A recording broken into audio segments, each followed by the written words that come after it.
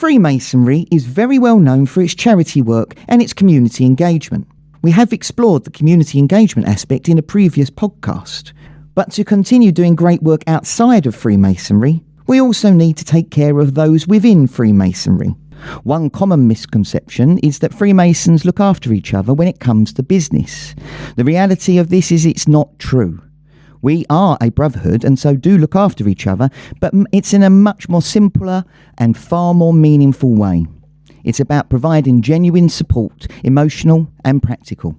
Today, we're joined by Worshipful Brother Chris Lee, a member of the Essex Provincial Almoners team, and we'll be finding out how Freemasonry fosters this unique sense of support, what it looks like in practice, and why it's such an integral part of Freemasonry. My name is Sam, and I'm joined by Paul. Hello. Hello, Paul. How are you? I'm good, thank you. How are you? Yeah, all good. What have you been up to? Anything good? Well, obviously, this weekend we had the Cornerstone Lodge meeting. Yes, I was there as well. Obviously, I'm a member of Cornerstone. So Cornerstone is the club. There's a Cornerstone club, which is for under 40s, Freemasons of under 40s, who also have a lodge, which is always everyone's second lodge, isn't it? Yes, yeah. So, and we are members of that. And it was a fantastic night. Yeah, it was. Entertainment. Yeah, very entertaining. Brilliant, absolutely. Turkish themed as well. The food was amazing. Yes, I was dressed as a turkey. You was. You didn't fully understand what was meant by Turkish. No. So, Paul, I know you love my quote, so I've got a good quote for you based on today. It's from a guy, a Freemason, called William Preston. He was a Freemason, an author, and a lecturer. And he said, "A Freemason is distinguished by his readiness to do good and to communicate." Do you like that one? Yes. You're good. Very good. As you always come up with a quote. Right. I've got a quote of my own. Oh, blimey. Go on then. It's not by Mason, but I think it encompasses everything that the Almoners team do. So, you've got a friend in me. You've got a friend in me. When the road looks tough ahead and you're miles and miles from your nice warm bed, just remember what your old pal said. You have a friend in me. Okay, slightly different from my massively meaningful one, but okay. So now let's dig deeper into the topic of brotherhood and support in Freemasonry. It's one thing talking about the values, but what do they actually look like in action? So let's talk to Chris about the Essex Provincial Almoners team, who play a key role in ensuring members and their families receive help and support.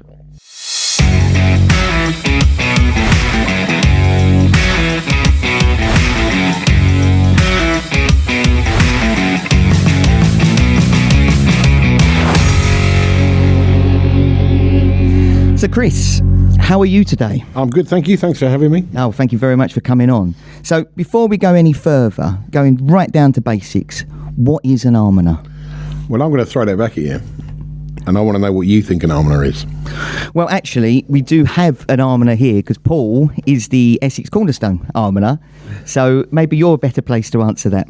Well, I think the almoner is that brother that is responsible, but I think it's under every brother's responsibility to look after the welfare and care for the families as well as the brethren in a lodge. Because every lodge has a member who is designated as an almoner. They are the ones who keep in contact with people, make sure everyone's okay, and always ask if anyone needs support. That's my experience. I think the use of the word welfare is very important, because I think the easiest way to describe the almoner, bearing in mind the almoner is quite an old-fashioned term, really, is that predominantly, it's the welfare officer of the lodge, but there's an awful lot more to it than that. And the welfare of the families and the brethren and everything else do form quite a major part. And at most lodge meetings you will hear an almoner or have a report from an almoner that deals with a lot of those things, like the general health of the members or their families or the widows that most lodges look after as a result. But beyond that, there's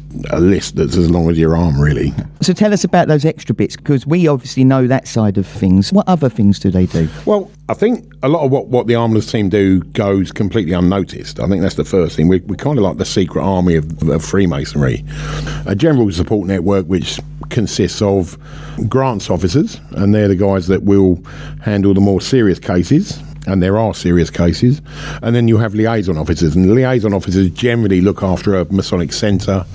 They are the go-to person for a lodge almoner or a chapter almoner if they need additional advice or a pathway to whatever help that individual might need. So, there's two levels. As I say, it goes through the liaison officer, then it gets upgraded to the grants officer, and then beyond that, you have specific job roles. Like we have a person specifically with responsibility for men's health. So the chaps, the PSA testing that goes on in Essex is all run by the Almoners team, and that's not exclusive to Freemasons either. That if you're a non-Mason, you can go along to one of our chaps events and have a test, and it's cheaper than getting it done at your doctor's, and sometimes it's free. So that's there. You've got someone with responsibility for widows. We have someone who's responsible for the Masonic care homes in Essex, Stystead and Hamilton Court. You have an equipment officer, and the equipment officer is probably the one that gets the least publicity, but actually probably has, in some respects, the most impact. And that was a role that I had for a brief while. And I'm pleased to say the guy that took over me, a guy called Worshipful Brother Martin Tillett, he's taken the role on, and he's better at it than I was. What is an equipment? Well, he deals with anything that the South End and Essex Masonic Welfare Trust can't deal with, more or less. So for those of you who don't know, the South End and Essex Masonic Welfare Trust deals with day-to-day personal medical equipment, such as wheelchairs, walking frames, and stuff like that, yeah? And that's where someone like Martin comes in, because if someone needs something like a stair lift or a mobility scooter or something of that ilk, or something a bit more specialist, Martin will collect it, run it to where it needs to be. If someone has a mobility scooter that they want to get rid of, we point them to Martin. Martin, actually, more than I ever had, he's got storage areas. I haven't. So he can actually hold on to them, and they get rid of it. So that goes on more regularly than you'd ever believe. We do a lot of stuff, and we're like the secret army, as I said. There's things going on all the time that people just don't even realise are occurring. Do you think there's misconceptions from people about Freemasonry and how we actually help each other? Yeah, obviously from my point of view, but we don't, just help Masons. As you both know from across the Masonic charitable element and the MCF specifically, the Masonic Charitable Foundation, you don't necessarily have to be a Mason to get benefit. And we like helping people that aren't Masons, because it's good for everyone. It's good for us, it's good for them. So, I mean, the Almoners team do focus pretty much on the members and the close relatives. How does Freemasons ask for support? That's really interesting, because someone was having a conversation with me today, and I told him I was coming on here, and I said to him, if you had a question to ask, what would it be? And he said, well, how does somebody who doesn't want to ask for help? Well, there has to be some inkling from someone.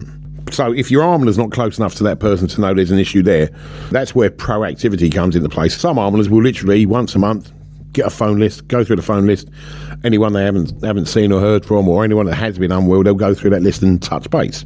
Some almoners go around the house. Some almoners like to do it.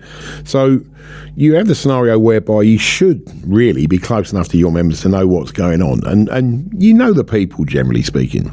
So you get wind, and most people will tell. Some people will come to you in complete confidence and tell you stuff, and that can be done. That's the other factor about the Almoners team, is that if you want total confidence, you'll get total confidence.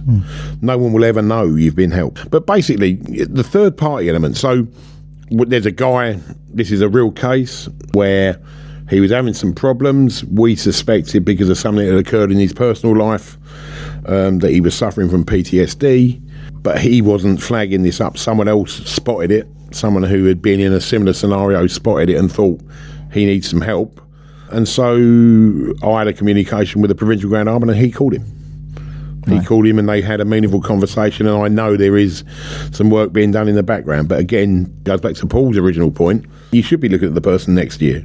Welfare's everybody's responsibility. Yeah. And if you spot something that's not right, people know people. People know how they are in real terms, Well, this goes back to being a brotherhood. Yes, well, 100%. Back to being a brotherhood. Everybody should know your brothers.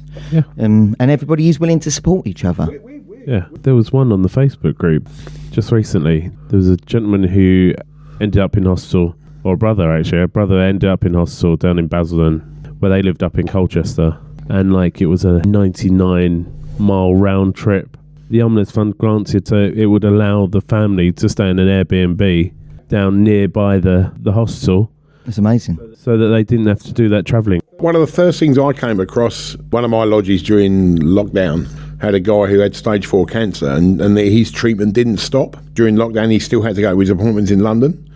And what he was doing, he was getting up at the crack of dawn, getting on a train into London, getting there miles too early for his appointment, but he couldn't be around people on the train because of the health risk. Yeah. And we gave him tabs.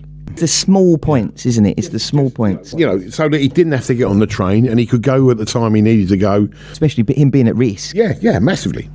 Yeah, his lodge were blown away. They couldn't believe it. So you're not giving up, basically. Yeah, and so, but again, if you then take that further, you need a will. And again, the Almoners team will help you facilitate that. And I think if they're not free, they're certainly nowhere near as expensive as going to a solicitor and getting it done. And it's just helping you through it as well. Counselling used to be a dirty word, didn't it? Yeah. It's not anymore. No. If you want counselling, you can speak to the MCF. You can ring up confidentially. There's a free phone number. Go onto the MCF, mcf.org.uk. Ring up, make an inquiry. Don't be embarrassed. You normally leave a voicemail anyway, and they come back to you, and they do come back to you. And basically, it's a confidential conversation, and they will help you. It sounds like it's a lot more support, isn't it? It's the basics. It's getting you through. It's making sure you're not coping with this alone. 100%. And, you know, that shouldn't ever be happening in a lodge. Shouldn't ever be happening. If you've got someone who's in a lodge who's isolated, then we all need to stand and have a good look at each other. Because we're really not doing we're not practicing what we preach ultimately, you know? Yeah. Well, it's an additional side to it, though, isn't it? I mean, because someone in the lodge can only know so much. The support is one thing, but knowledge is another. And what you're providing is knowledge. Yeah, and it goes back to your little quote at the beginning, do good and communicate. Yeah. Yeah? That's why I said that. One of the key aspects here really is to say that help comes when you ask for it. You know, when you communicate that, whether or not that's through body language or or verbally, it isn't just a case. Well, that was exactly what I meant earlier when I said that people know the people around them. Yeah. It's not about what they're saying. It's about, so a lot of times it's about what they're not saying. Exactly. It has to be communicated, and it has to then be acted on. I mean, to be honest with you, half the stuff you said, I didn't know the Almoners team did. We are a very diverse group of people as Freemasons, and the families beyond that. Yeah, I think it goes to show how appreciated and how high we hold the Almoner in a lodge. Yeah. Through the hierarchy of all the roles, the Almoner is right up there. It's ahead of most of all the other roles. We are modernising the role slowly but surely. Yeah. You know, as I say, when I joined the team 5 years ago, plus or whatever it was, you know, the general mindset of an Almoner in every lodge that I was aware of was the old guy who sat at the back who stood up and told us about the sick list and the widows. But that's changed quite a lot. We have electronic communication in that respect. A lot of lodges, and we're encouraging more and more lodges to communicate internally electronically because everyone gets that information. And it also means, and this is very important, that the confidentiality element is adhered to.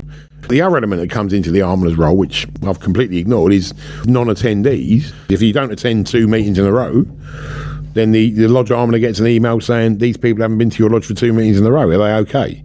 Or can you please make sure they're okay? And that then extends itself, certainly on the provincial level, where all resignations now go through the Almoner's team, not through the membership team. Yeah. So anyone who leaves Freemasonry will get a follow-up call as to, why is that then? So essentially there's a system in place to actually ensure that everybody's contacted. It's parts of the members' pathway. It is part of the pathway, yeah. The retention. So yes, yeah. The Provincial Grand Master has mentioned that we've turned the curve of the reduction in membership. For me, Freemasonry has something in it for everyone. Whether it's the social side, charity, whatever, there's a role or a path for everyone. And if you just search for it, you will find it. And in some cases, a phone call from yourself or another Almoner directing you down the path that you want to go will mean that they will stay. We could talk about the Almoner's role and everything else that we do for a long time. And yeah, there's a lot more to it than I thought. Yeah. I'm not going to lie. Well, that's why I threw the question back at you, if I'm honest, because I knew that I'll probably get back a relatively narrow sort of definition, because you've got to bear in mind I knew none of this either. So, but I will tell you now, it's one of the best things that's ever happened to me in Masonry. Without a shadow of a doubt. I suppose that the privacy side means you can't shout and scream about what you're doing. You don't need 100 people to tell you. You just need that one person to tell you, and that's what happens. It's a more rewarding job than you could ever imagine. If you help someone to the point, you know, Martin Tillett, the equipment officer now, I mean, he'll take a piece of equipment to someone, and it's life changing for those people. If all of a sudden they've got a mobility scooter, and they didn't have one, and they couldn't get out of their house, and they couldn't go out and socialise, it's life changing. And they will tell you, and they communicate, and they get emotional. It's tough times actually. You get a phone call. It's lovely, but it's quite difficult at times. But you get your instant reward. You don't need it to be up in flashing lights, and you don't need 100 people to tell you. But how's this affected you? Because as you say, you've come into this role not understanding it. How has it affected you? Have you had any experiences that have really kind of made you think what a great job you're doing personally? As I said, there's always little things. There's always small things that occur. I say it's the gratitude that comes back in the other direction. I suppose over the 5 years, certainly the equipment officer, that's a very easy win. If that's what you want, you get, people really are grateful, seriously grateful. And again, not all the time, not always Masons, And again, there's a couple of issues that I can't talk too much about without breaking confidences. But people do stuff, and there's most people don't even know this occurred, but Grand Lodge actually issued some certificates of commendation through the lockdown. And the Essex Almoners team, I think we got 5. Wow. 5 individuals in the team got recognised. And then extending that on, you've got, I talked about the South End and Essex Masonic Welfare Trust, and you guys that I work closely with, and now Martin works closely with, the 2 guys at South End, Roy and John, who actually look after the equipment on a day-to-day basis, and they're on the end of the bat phone. But there's a mobile number, and you ring it, and one of them will answer. And if you need a wheelchair in an hour's time, or within a time scale, they'll go and meet you at Saxon Hall, get you a wheelchair, put it in your car, and away you go. Well, John Heron was one of the recipients of the DSEM, the Distinguished Service Medal this year, which is fantastic because he's worked really hard for a long time, But no, to answer your question, the answer is lots. Yeah. And me as an individual, I certainly think differently now. Before I put the Almoners hat on, again, I had my own perception, and I'd have to say that some of that was true. I'd also have to say that the majority it wasn't, and we have managed to develop the team, and we have managed to move the team a little bit forward. Nick modernised it in terms of structure and whatever else. Gary's a very, very, very good steering hand. He, you can have a conversation with him about anything you want to talk to him about, and you'll get generally good advice. And so as a person, he's changed me. That's for sure. What advice would you give to new Masons? No such thing as a stupid question. To be honest with you, but that's true. But then, with some of my other previous backgrounds, communication's always been a key element. So, just ask. If you don't know who your Almoner is, you should know who your Almoner is. Find out, because you never know. And again, we're back to the no such thing as a stupid. You'll be astonished. You can ask a question. And if the Almoner doesn't know, he should know that he can ask somebody else. There's, we're not so precious that if you don't go through the Almoner, we're not going to talk to you. We'll talk to anyone. I mean, I'm here. And from that point of view, it doesn't matter. And if you know someone in the Almoner, so I still get that. Because people know I'm in the Almoner's team. It's not necessarily my role. Quite a lot of the time, I can tell them what they need to know. It might just be a piece of information. It might just be pointing them to a phone number or a website or whatever else. But there's also, other people who know an awful lot more. Certainly the senior guys, the font of knowledge those guys have, and they are trained as well. That's the other thing I would say, is that the MCF spend money and time on training these guys to make sure they know exactly what they're doing. So the advice they're giving you isn't stuff they're making up as they go along. It's stuff that they've gone away, learnt about. It's very vocational. You've got to want to do it, and you've got to care about the people you're trying to help, and that is true of every single member of that team. And it's an amazing team. It's stronger than it's ever been, in my opinion. And I think, as a province, we're very, very lucky to have the provincial Almoners team that we've got. Well, now you've got something a bit special now, because now we have my final thought.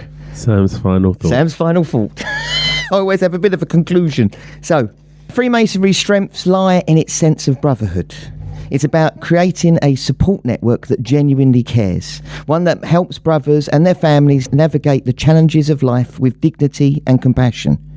As we've heard today, the Almoner's role is essential in organising this support, ensuring that no one is left to face hardship alone, whether it's a phone call to check in, assistance during tough times, or simply lending a listening ear. These acts of care embodies the true spirit of Freemasonry.